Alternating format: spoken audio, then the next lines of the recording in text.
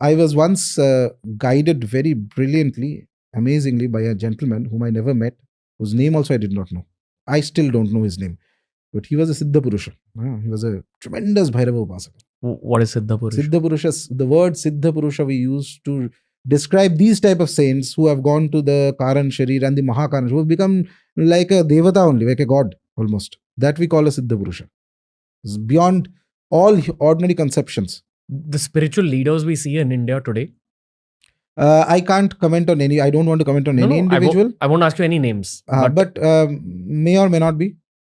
Some may be, some may not be. But I believe that if you go very deep into this Siddha Avastha, means the condition of the Siddha. Avastha means condition of the Siddha. You become Siddha Purusha. That level you reach, it's to break it down. Let's say 0 to 100. 100 is the maximum spiritual growth that you can happen. If you are up to 60, 65 only, you will already become pretty well known and famous. These days, to even 20% also becomes famous. That's a different matter altogether, in my opinion. Okay. But beyond 60, beyond 70, beyond 80, those who go, they normally do not, they keep themselves very wrapped. They will not come out in public so easily. They are the people who are meditating far away in the Himalayas. They may be in the cities also, but they'll make sure that your neighbor also does not know who he is.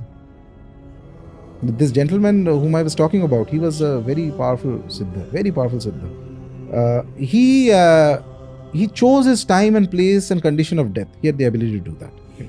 He chose that, and he had mentioned that when he's, what time is he going to die, where, and etc., where is, etc. And he wrote that that's because he's experienced all that is to experience in this life.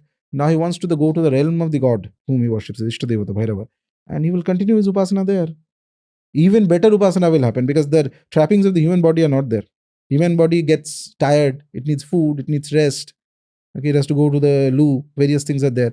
If you go beyond the human body and if you can continue, that will be a wonderful experience. So, this gentleman, what do you think his childhood was like?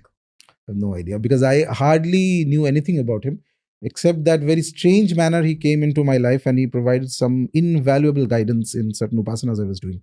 Okay. So, I deeply respect him. I don't even know how he looks. I don't know his name. I don't know anything. I just know that communication is to happen this way, that I used to write the question I had to a friend. Friend is to go and give it to another guy who lived in a particular state. Then he would go into an interior village where he lived, go and ask this person. This person would say in his mother tongue, and then he will translate, and this process would take about 30 days for a question answer. But the answer was worth it. The answer that you would give, it's like, I was amazed, how the hell is he giving this kind of, he knew every details of what am I doing, sitting in my puja room, how many hours am I sitting, what deity am I worshipping, how am I sitting, what changes are happening, what thought is flashing to my head. Suddenly he says that, one day he sends so and so date, you were doing something, and this particular thought came that you should do this mantra, but you did not do. Why did you not do? You should do it.